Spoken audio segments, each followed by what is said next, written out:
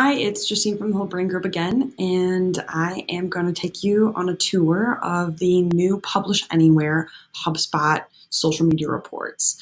It's a new update that HubSpot has, and you'll be able to opt out of the new reports until the end of July of 2019.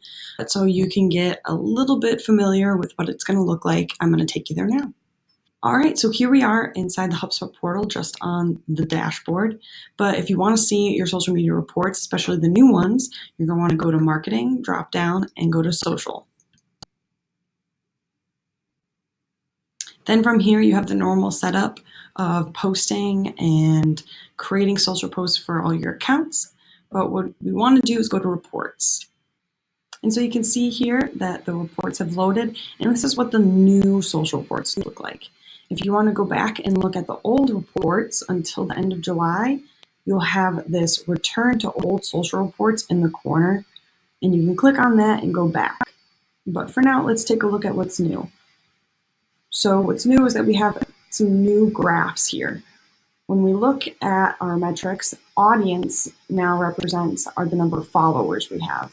We have number of published posts in a graph form versus just static numbers that will change over time. And then we have our interactions, and you can see that we have Facebook, Instagram, LinkedIn, Twitter, even YouTube reports now.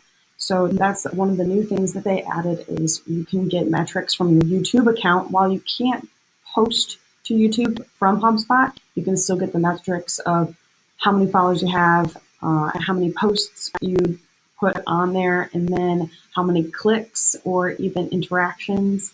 And then one of the most important things is the number of sessions that you get from YouTube. So you can see that as well. And also new contacts. And then they have the new top posts. So you can see it's similar to how it was before, but just slightly different. And you can change the top post filter by most interactions, impressions, most shared, most clicks. So there's a lot of new things that you can do, and it's just about getting used to the new look and feel.